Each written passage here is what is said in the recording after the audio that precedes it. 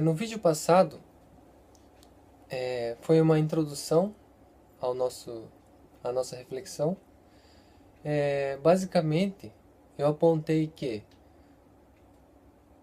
se você crê numa moral relativa, então você não pode dizer que o sofrimento dos animais é evidência de que um Deus bom não existe. Pois a moral é relativa, né? Você não pode exigir uma objetividade, uma, uma coisa assim que é um julgamento certo ou errado de uma coisa que é relativa, né? Relativa ao sujeito, relativa à sociedade, relativa à cultura. Então, basicamente, eu apontei que existe uma incoerência, né, na alegação por parte de ateístas que não creem na moral objetiva. Não existe coerência em você afirmar que a moral é relativa, mas agir como se a moral fosse objetiva apenas quando convém, né? Foi basicamente essa digamos assim, eu quis foi uma espécie de denúncia, né? A denúncia de uma incoerência. Mas se a moral é objetiva ou não, eu gostaria de deixar de lado hoje. Hoje nós vamos falar sobre o sofrimento dos animais, se evidência de que um Deus bom não existe. Compreende? O sofrimento dos animais é evidência de que um Deus bom não existe? Será isso mesmo? Então, bem-vindos ao segundo vídeo do nosso assunto, que é moral em foco, né? Ateísmo e moralidade.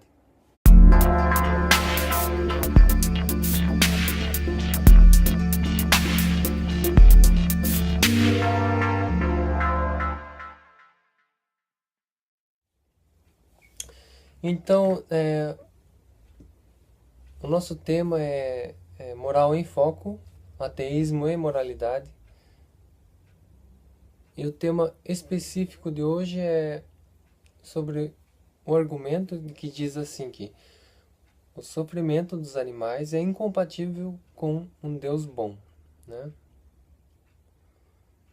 E isso segundo a visão do Rodolfo, do Renato e de alguns ateístas que dizem que os animais não têm uma real diferença com os seres humanos, uma diferença assim substancial com os seres humanos, né?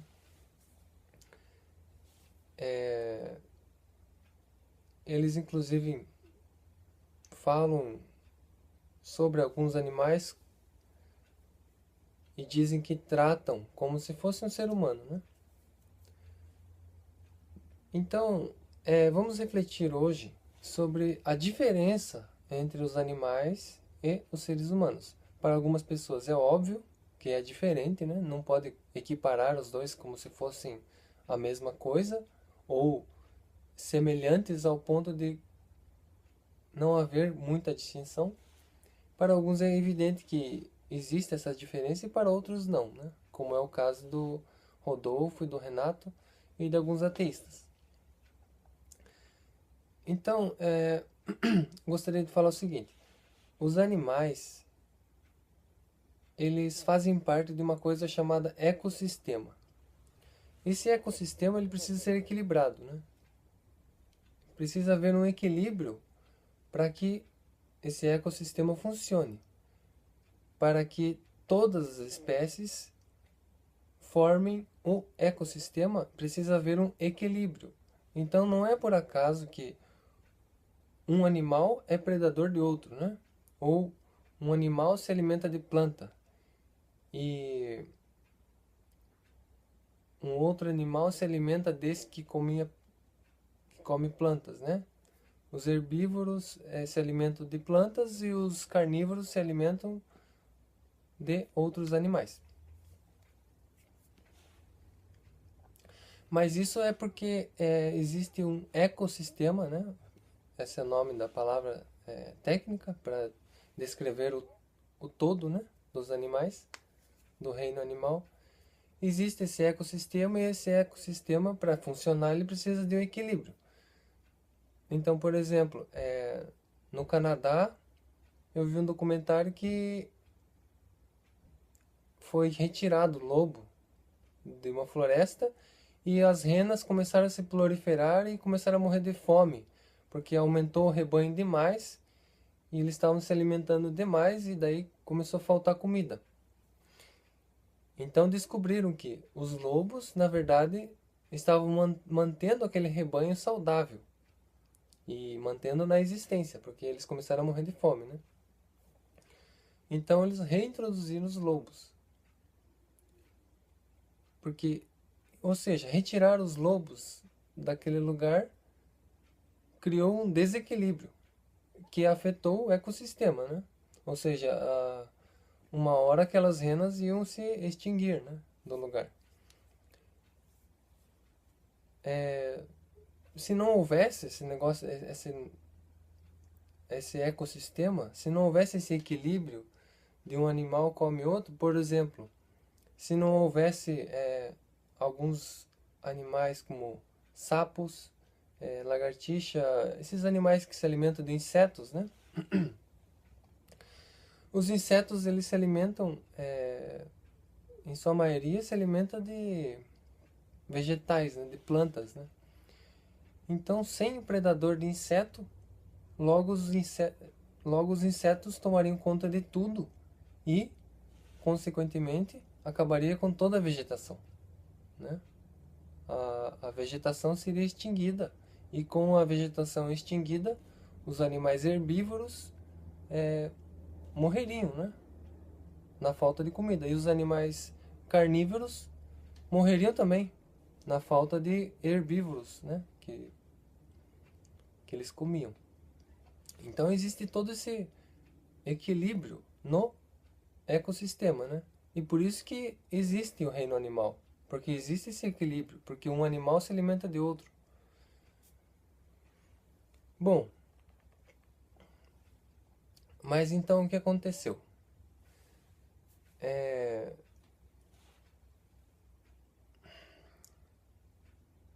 Foi colocado aquele link do,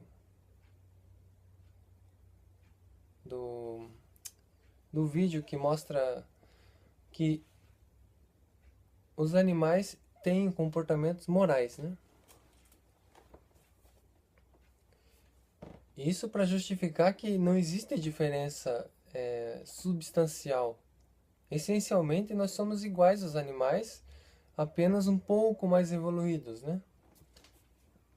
Então, nós teríamos que, assim, nós estamos totalmente justificados em tratar alguns animais como, por exemplo, um ente querido, como se fosse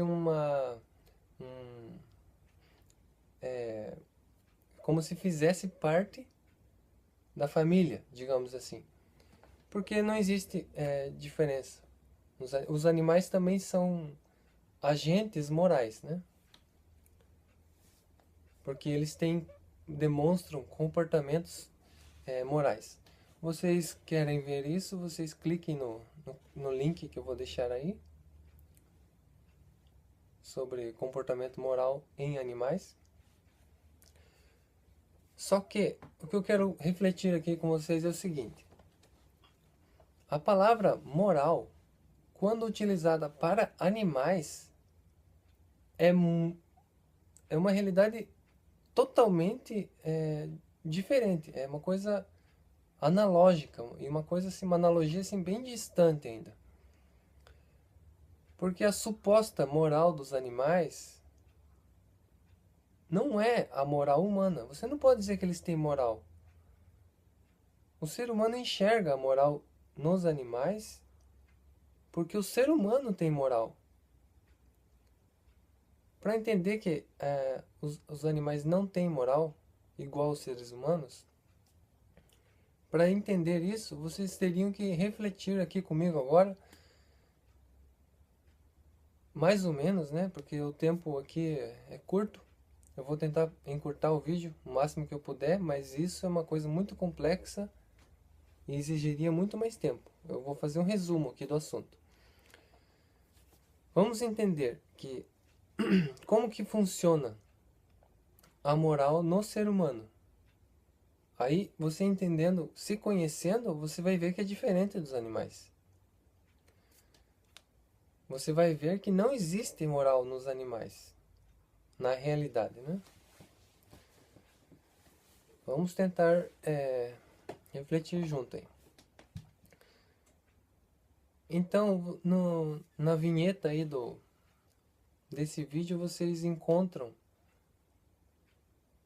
surge primeiro a palavra empatia, depois surge a palavra ética, e depois vem o nome desse programa, digamos assim, que eu estou criando aqui.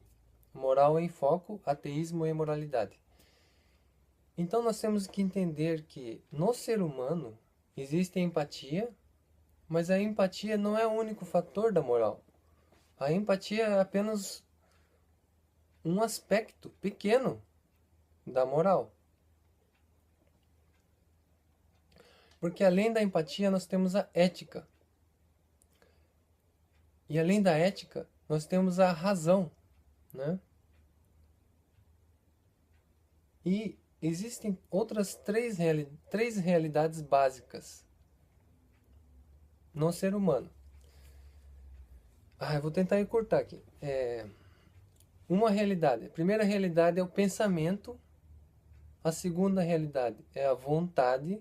A terceira realidade é o desejo. Então nós temos essas realidades no ser humano, né? Vamos conhecer o ser humano para ver a diferença com os animais. No ser humano nós temos pensamento, vontade e desejo. O pensamento é 2 mais 2 igual a 4, né? Eu penso.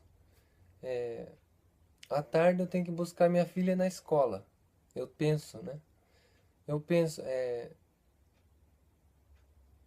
eu tenho que fazer compras mais tarde também. Então, existe essa realidade do pensamento. E existe a realidade da vontade e do desejo. Eu estou descrevendo essas realidades para vocês entenderem algo que os filósofos antigos diziam, né? Que o ser humano precisa ter a virtude da prudência para agir em busca da verdade, para agir moralmente em busca da verdade, né? Você precisa da virtude da prudência. E a virtude da prudência eu estou explicando agora, que existem três realidades no ser humano: o pensamento, a vontade e o desejo. O pensamento, exemplos de pensamento: 2 mais 2 igual a 4. Tenho que buscar minha filha mais tarde na escola. Exemplos de vontade e desejo. Aqui nós temos que diferenciar. Vontade é uma coisa e desejo é outra. Eu posso querer uma coisa que eu não desejo, né? Por exemplo, eu estou dormindo e uma mãe tem um recém-nascido no berço. E lá pelas 2 horas da madrugada o recém-nascido acorda chorando. A mãe está cansada, né? A mãe da criança que está chorando no berço. A mãe está cansada e lá pelas 2 horas da manhã, o desejo dela, ela deseja, né? ficar no conforto da cama, né? Mas ela vê que a criança está chorando. Então, num ato de vontade, ela deixa o desejo dela de lado, de ficar ali querendo ficar ali na cama, né? No conforto da cama. E nesse ato de vontade ela escolhe ver por que a criança está chorando, né? E ir lá acalmar a criança. Um outro exemplo seria você vai a uma loja e você vê uma atendente muito bonita e ela pergunta: o que o senhor deseja? E você diz assim: ah, eu desejo você, mas eu quero ver aquele perfume lá. Entende? Existe uma diferença entre desejo e vontade. O desejo é um apetite, né? É um apetite do corpo, né? Existe a realidade concupiscível, digamos assim, e a realidade irascível. Então vamos entender. A realidade irascível, que é a capacidade que nós temos de se irar, né? Existe essa faculdade no ser humano, essa capacidade de se irar com alguma coisa. Eu posso me irar com um juiz ladrão no futebol, né? Eu posso me irar contra os corruptos, os políticos que são corruptos. Essa capacidade de ira, a faculdade irascível, como é chamada pelos filósofos, ela está ligada com a vontade. Vocês percebem, não sei se vocês já perceberam, mas quando nós somos dominados pela faculdade irascível, muitas vezes fica com muita raiva de alguma coisa, a nossa visão parece que escurece, né? Você fica com tanta raiva que a sua visão fica escurecida. Ao redor aqui parece que escurece. Mas isso acontece muito mais frequente com a nossa razão, né? Ou seja, a nossa faculdade irascível, que é a nossa capacidade de irar-se com as coisas, de a gente sentir raiva, ela atrapalha o nosso julgamento racional. Você, por exemplo, vê no noticiário, na televisão, você vê que uma criança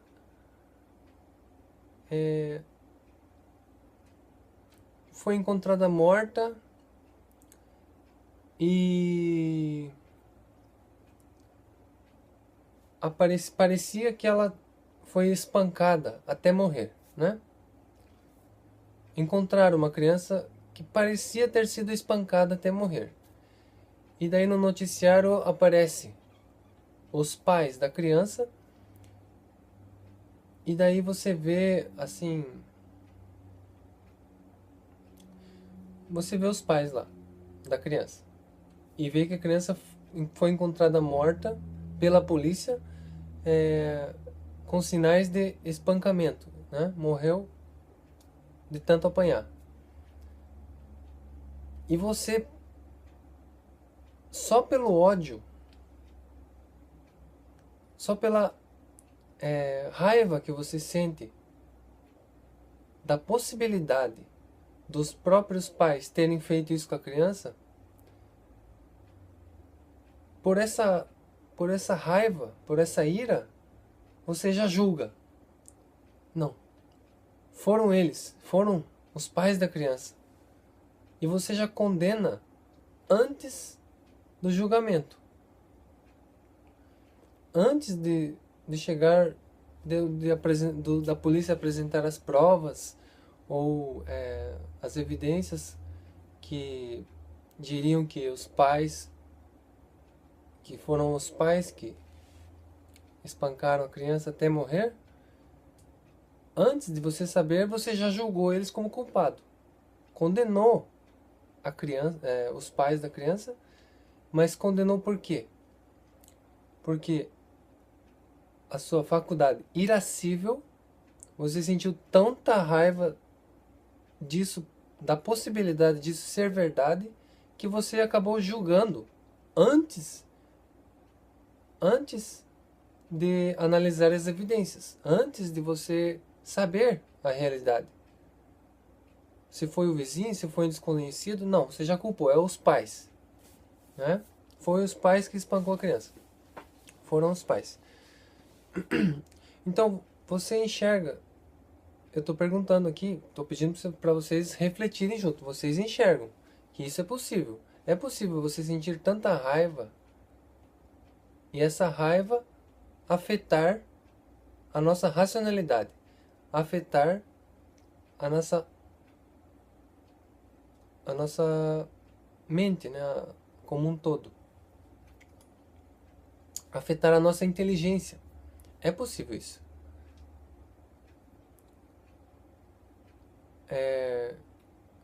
Ou você gosta de uma mulher, você é solteiro, digamos, e você está apaixonado por uma moça, e você descobre que o seu amigo está apaixonado por ela também. Então você sente raiva do seu amigo que quer namorar com ela. Por quê? Você quer namorar com ela e o teu amigo quer namorar também? Você sente raiva dele e você não se pergunta se isso é certo ou errado. Você já julga ele como errado. Porque você é quem quer namorar com a moça, com a menina lá. Entende? A ira atrapalha o nosso julgamento moral. Atrapalha a nossa racionalidade. E a ira está ligada com a vontade, porque existe uma ligação, né? Você percebe que, por exemplo, eu preciso fazer exercício, mas eu não faço muitos exercícios, né? Eu precisava aumentar a minha musculatura, aumentar o meu físico, né? Mas eu não faço isso porque não existe só a falta de força física. Existe a falta de força de vontade também, né? Então, além da força de vontade, além da força física, você precisa da força de vontade. E vocês percebem que existe uma ligação entre força de vontade e irascibilidade, a faculdade irascível, a nossa capacidade de se irar. Por exemplo, por quando você vai levantar um peso, vocês percebem que parece que você procura uma ira para levantar um peso, uma coisa muito pesada. Dá a impressão que você procura uma irritação. Dá impressão, né? A nossa sensação é semelhante quando você vai levantar um peso muito pesado. A nossa sensação é semelhante a quando nós estamos irritados, né? Quando a gente vai levantar um peso muito pesado, você faz aquela força, né? Você se força a sua força de vontade junto com a musculatura. Então existe uma ligação aí da vontade com a faculdade irascível. E o desejo tem ligação com a faculdade concupiscível, que é a nossa capacidade de desejar as coisas. Nós podemos desejar o álcool, nós podemos desejar comida, dormir, podemos desejar coisas boas também, como fazer caridade, ajudar o próximo, alimentar animais famintos. Você pode sentir desejos, né? Só que essa faculdade concupiscível, que está ligada ao desejo, ela também, assim como a faculdade irascível, atrapalha. Pode atrapalhar, né? É uma possibilidade. É possível que a faculdade concupiscível atrapalhe na razão. Por exemplo, você se apaixona por uma moça e a sua família vê que a moça não é um bom partido, porque ela não possui, sei lá, valores morais que a sua família gostaria para você. E você está tão apegado eroticamente à moça, você deseja tanto a moça, a sua faculdade concupiscível está agindo tão forte em você, no seu corpo, na sua mente, que você não enxerga que ela não é um bom partido. Você não enxerga isso, né? Geralmente é nesses momentos que a pessoa fala que o amor é cego, né? Mas isso não é amor, é desejo, né? É possível você sentir tanto desejo de uma pessoa e não perceber que ela está cheia de defeitos que você normalmente não aceita nas pessoas. Então, digamos que você se casa, é um casamento relâmpago, você se casa com a moça e daí, meio ano depois, você está pensando, onde é que fui amarrar minha égua, né? Em que pau podre eu fui amarrar minha égua, né? Você, depois que passou todo aquele desejo, aí que você cai em si, você finalmente consegue raciocinar sem a faculdade concupiscível, sem o seu desejo atrapalhar a sua razão. E finalmente você percebe, eu não deveria ter casado com essa moça, né? Ou, por exemplo, você vai comprar um óculos escuro, né? Você quer passar o verão. Aí na loja lá tem um pôster com um óculos na vitrine e o pôster atrás do óculos mostra um galã de cinema, uma pessoa muito bonita, cheio de mulheres em volta e dentro de um carro, uma Ferrari, né? E você iludido, né? Iludido por esse marketing que propositalmente é usado, esse tipo de marketing, né? Justamente para cegar o consumidor, né? Porque eles conhecem que essa faculdade concupiscível realmente é um atrativo. As pessoas acabam comprando um óculos mais pela propaganda que elas viram do óculos. Eu quero ser assim, igual esse galã aí, né? Eu quero ficar rodeado de mulher, né? Atraído por esse desejo de ser assim, a pessoa acaba comprando um óculos, né? Aí quando ela chega em casa, ela experimenta o óculos de novo. Aí olha assim no espelho, pô, mas por que eu fui comprar esse óculos? Não combina com o meu rosto. Onde é que eu estava com a cabeça, né? Ou seja, você estava...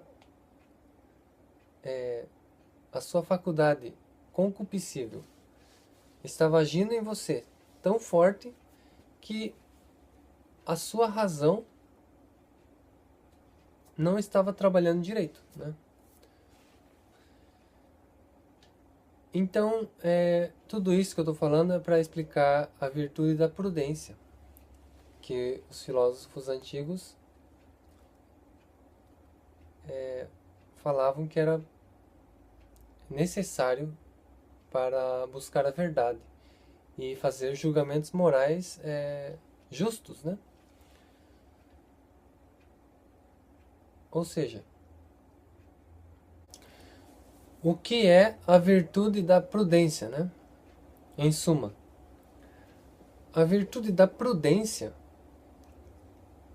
é a capacidade que nós temos que ter de não deixar que nem a faculdade irascível e nem a faculdade concupiscível atrapalhe o julgamento racional, o julgamento moral. É isso que é ter prudência, né? Porque hoje em dia prudência é igual cautela, né? Mas não é isso. É muito mais amplo, né? Aqui eu estou fazendo um resumo desse assunto. Mas para os filósofos antigos isso é muito mais amplo. A prudência é essa capacidade que nós temos que ter de nos policiar e perceber quando a faculdade irascível está atrapalhando ou a faculdade concupiscível está atrapalhando o nosso julgamento racional sobre as coisas, né? Então, o assunto sobre a moral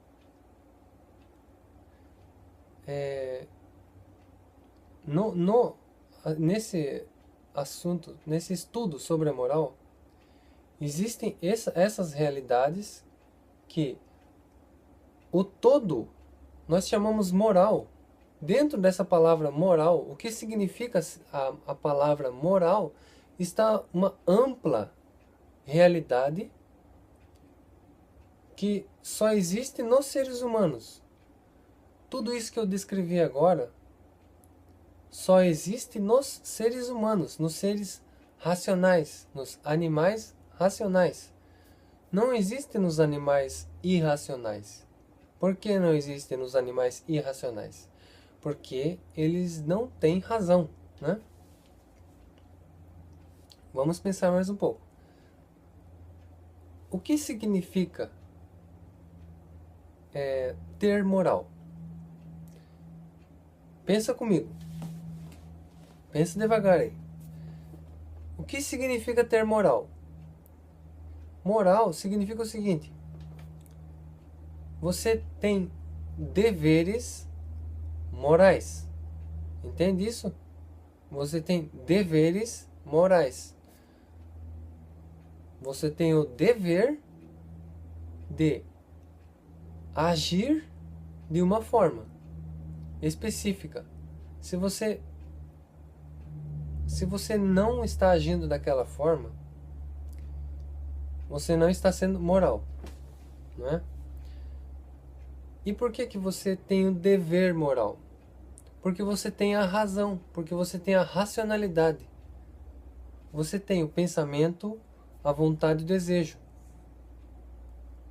Você tem a tua faculdade irascível e a faculdade concupiscível. Mas você tem a razão que dá o julgamento do todo, dentro dessa realidade complexa. Você, sem a racionalidade, não tem como fazer julgamentos morais. Entende isso? Por isso que os animais não têm moral. Porque eles não têm deveres morais. Por que eles não têm deveres morais? Porque eles não reconhecem o que é certo e errado. Tudo que move eles é instinto. Você consegue enxergar, a ciência consegue enxergar empatia nos animais. Eles têm empatia, mas eles não têm ética. A ética é que dá sentido à empatia. Entende isso? E o que dá sentido à ética é a razão, é a racionalidade nossa. E a racionalidade nossa, se nós formos estudar, é uma gama de vários fatores, vários aspectos, como eu falei agora há pouco, que é uma complexidade enorme, que você porque você possui a razão, você consegue dar um julgamento de certo e errado para algumas coisas. A empatia é apenas um pequeno aspecto da moral. Você não pode dizer que porque um animal tem empatia, ele tem moral. Porque ele não tem moral. Ele não tem um dever moral. Ele não é obrigado a agir de uma forma ou de outra. Então vamos ver se eu consigo amarrar aqui a ideia, né? Vamos ver se eu consigo condensar a ideia para vocês entenderem o que é que eu tentei explicar até agora. Então, a palavra moral para os seres humanos é uma realidade muito ampla e muito complexa, que você tem que considerar o todo da moral. Você tem que considerar a empatia, a ética, você tem que considerar o pensamento, né? A vontade, o desejo, a faculdade irascível, a faculdade concupiscível, você tem que considerar o intelecto, você tem que considerar a sanidade mental. Se uma pessoa não está sã, psicologicamente falando, ela, inclusive, isso é um fator que ameniza a culpabilidade da pessoa. Ou seja, uma pessoa que tem algum tipo de insanidade não é julgada da mesma forma que uma pessoa sã. Uma pessoa sã, quando pratica um crime, recebe punições muito maiores do que uma pessoa que praticou o mesmo crime, porém, por não estar com a sua sanidade mental intacta, por ela não ter a saúde mental saudável, o julgamento é muito mais leve para uma pessoa assim. Ela não vai receber a mesma pena que o outro, que é saudável mentalmente, recebeu, né? Justamente por quê? Porque faltou um aspecto da razão, entende? Então, a moral no ser humano é totalmente diferente dos animais. Você não pode usar a palavra moral da mesma forma que você usa a palavra moral nos animais. Por quê? Porque o ser humano tem todas essas realidades do pensamento, da faculdade concupiscível, faculdade irascível, da vontade, do desejo, do intelecto, da razão, da empatia, da ética. Todos esses fatores juntos, todos eles juntos, é que significam moral. Quando a gente fala moral, nós estamos considerando todos esses fatores. Entende? Você e esses aspectos vamos chamar de fenômenos. Existe o fenômeno da empatia, existe o fenômeno da ética, existe o fenômeno do intelecto, existe o fenômeno da cognição, né? Da ideia ser cognitiva ou não. A capacidade do ser humano fazer julgamentos racionais, a capacidade de inteleção, a capacidade do intelecto. Tudo isso junto forma moral, como a conhecemos. Você não pode pegar um fenômeno dentro dessa gama de vários fenômenos que fazem parte da moral. Você não pode pegar um fenômeno, que é a empatia, e encontrar esse único fenômeno, empatia nos animais, e dizer que eles têm moral. Entende?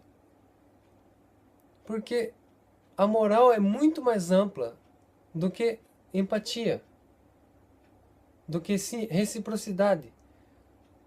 A moral no ser humano, quando a gente fala moral, é uma realidade muito ampla. Tanto é que, se um ser humano não...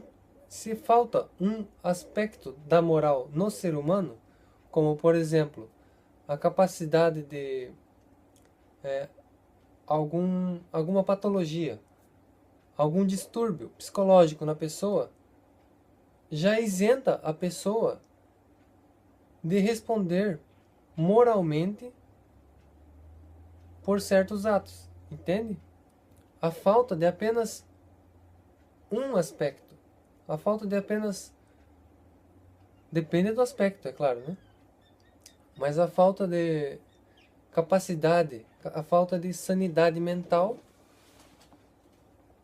já justifica a pessoa para ela não receber a mesma pena que uma pessoa que não tem insanidade mental receberia. Por quê? Porque a pessoa é um ser humano com um distúrbio. Entende? Um distúrbio no seu psicológico, na sua psique, no seu intelecto, na sua razão.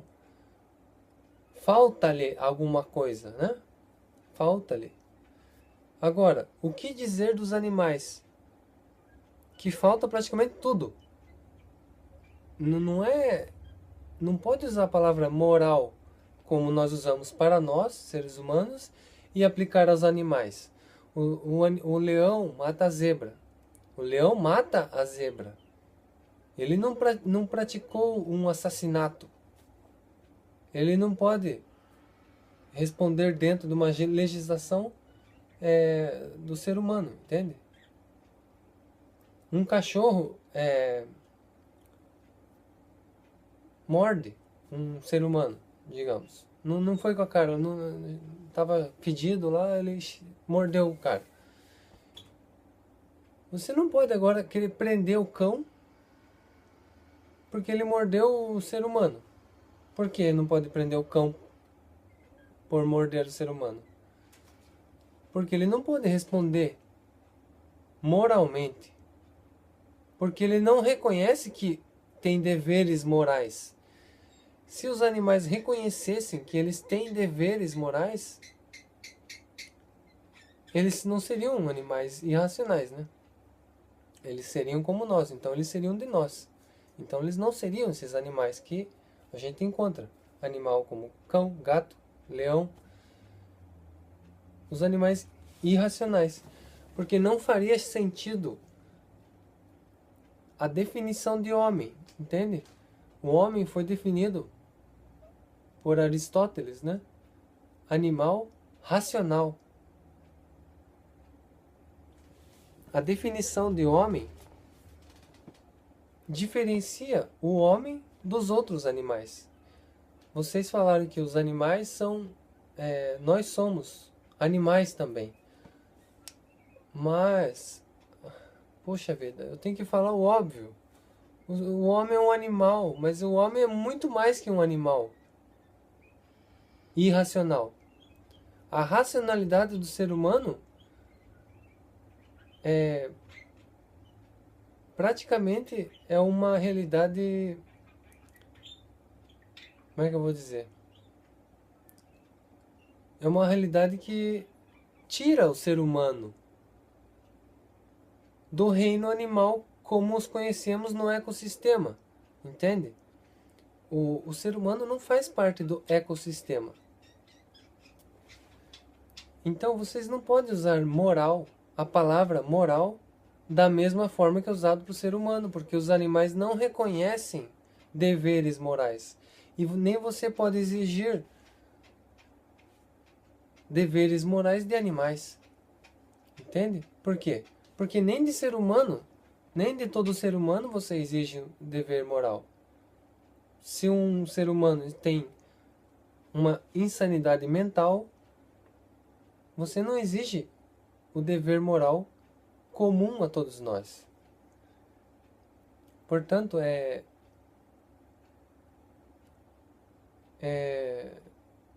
não é certo dizer que os animais têm moral também.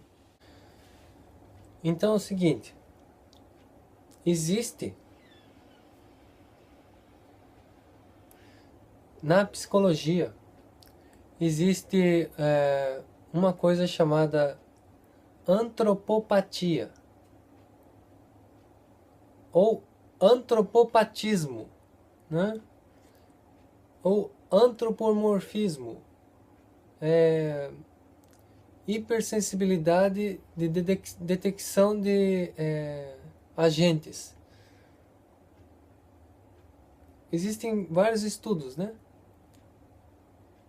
Antropomorfose, todos esses estudos, eles dizem o quê? É uma tendência do ser humano, olha só, essa tendência, o que quer dizer antropopatia, antropopatismo, antropomorfismo, essas palavras, quer dizer o seguinte, existe algo que não é normal no ser humano, não é normal, mas é comum. É comum você encontrar essa coisa que não é normal. Essa tendência que o ser humano tem de tratar, atribuir, né? Atribuir a Deus, atribuir a animais, atribuir a objetos,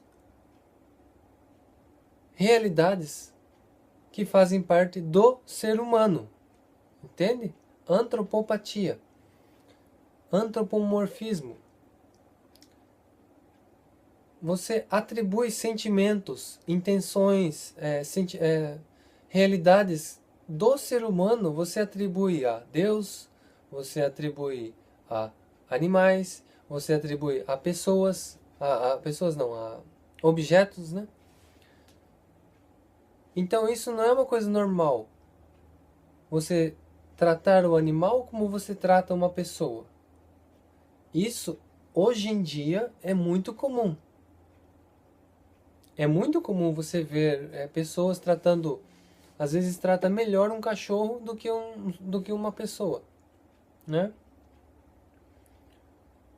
Mas isso não é normal, isso não é uma coisa saudável, né?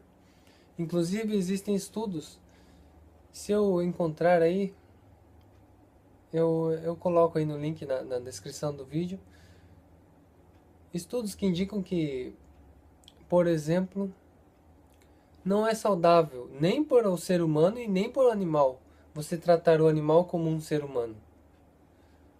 Também existem estudos sobre algumas pessoas falam o seguinte: o animal, meu cachorro, ele sente culpa, né? Esse sentimento humano você atribui ao animal. Um animal rasgou lá o sofá, você chega, posso saber o que está fazendo, né? Você fala com o cachorro como se estivesse falando com uma pessoa. Aí o cachorro abaixa a cabeça, franze aqui, põe a perninha entre os rabos e fica encolhido. Aí você, que tem moral, né? Você, ser humano, fala assim, ah, ele está sentindo culpa. Mas existem estudos que indicam que não é bem assim. Eles não sentem culpa. Porque colocaram animais que fizeram coisas erradas e animais que não fizeram coisas erradas. E o dono, né? As pessoas brigavam com esses animais, tanto com aqueles que não fizeram nada errado, como aqueles que fizeram coisa errada. E os dois, tanto aquele que teve culpa e tanto aquele que não teve culpa, os dois agiram iguais. Os dois agiram como se tivessem sentindo algum tipo de culpa. E descobriram que essa aparência de culpa nos animais está mais envolvida da forma com que a gente fala com os animais, que a gente briga, né? Eles não entendem, mas eles parecem que estão sentindo culpa de alguma coisa, né? Mesmo que eles não tenham feito nada. Eles vão dar essa impressão porque você está brigando com eles, né? Então, não é verdadeiro dizer que você encontra moral da mesma forma que você encontra moral no ser humano. Você está usando a mesma palavra para duas realidades totalmente diferentes, né? Você pode até encontrar alguma coisa, empatia nos animais, reciprocidade nos animais. Mas esses fenômenos não podem ser descritos como moral. Entende? Porque a moral, como eu já expliquei, é uma realidade muito mais ampla do que esses fenômenos.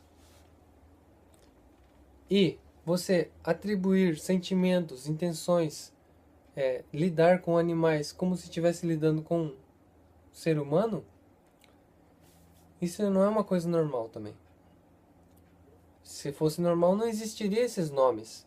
Antropopatia, antropomorfose, antropomorfismo, né?